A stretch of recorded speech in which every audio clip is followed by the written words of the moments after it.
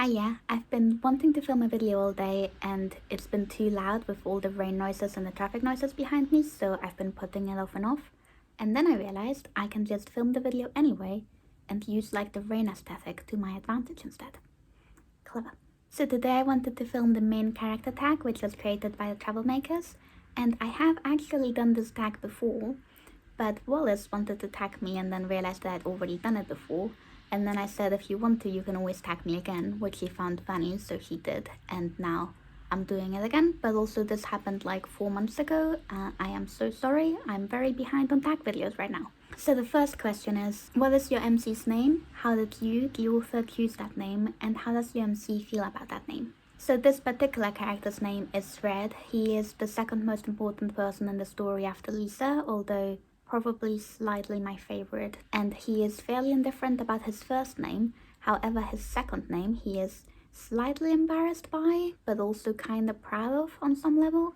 I of course don't actually know what his second name is, but that is how he would feel about it if I actually included it in the story. And the reason for that is because his father is a very high-ranking officer in the army, so he is very recognizable, even though he has supposedly cut ties with his family and is in a completely different branch of the army. He still gets recognized for that, and he wants to create his own sort of spot in the world without having all of that family history weighing him down, so he doesn't really like being called by his second name, which is my excuse for not actually knowing what his second name is. What is your MC's zodiac sign? I would say that Shred is an Aries because of his leadership qualities. However, it is not entirely clear that his leadership qualities come from innate zodiac sign abilities versus just growing up in a family with a high-ranking military history. Either way, Aries fits him best. The next question is, what is your MC's relationship with the people who raised them, which I've already sort of touched in previous questions.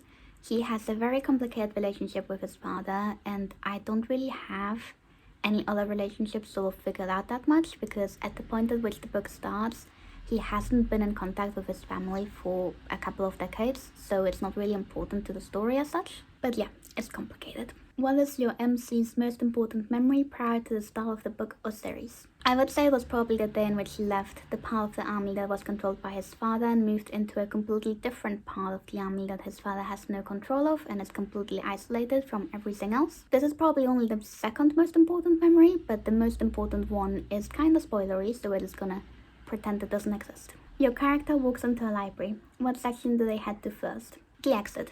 Will your character survive the Oregon Trail, and how? In terms of physical abilities, Red is very capable of surviving the Oregon Trail by himself. However, he also suffers from a lot of survivor's guilt at the start of the book, with slightly suicidal tendencies, and he would probably be the first person to sacrifice themselves in order to save someone else. What would your character ask for if they made a deal with a crossroads demon? He would want to trade in his own life in return for the lives of the people that died under his command. And finally, what will your character think about on their deathbed? His first thought would be, is everyone else okay? And he would literally spend his final dying moments making sure he's doing anything he can to get everyone else out of a bad situation in which he presumably got injured enough to die in. However, assuming he's dying when everyone's out of danger and he has more time to think, he would probably start evaluating whether he has done enough in his life to protect the people that were important to him. And his conclusion, at least at the start of the book, would be no, he hasn't, and he would be very unhappy in his last dying moments. So that was the final question, which means I get to tag a couple of people. I think most people have already done this tag, because as I said, it took me like 4 months to do it since getting tagged by Wallace for the second time. I'm sorry. But I think Nikki hasn't done it yet since their channel is fairly new, so I'm going to tag Nikki. And also, I am going to tag Lexie because she's been talking about starting an author-tube channel, so now when she starts one, she's already been tagged in something. Little bit of extra motivation there for you, Lexie. Of course, if anyone else wants to do this tag, you are very, very welcome to do it as well. Feel free to let me know if you do. And that is everything for now. Thank you very much for watching, and I will see you soon. Bye bye.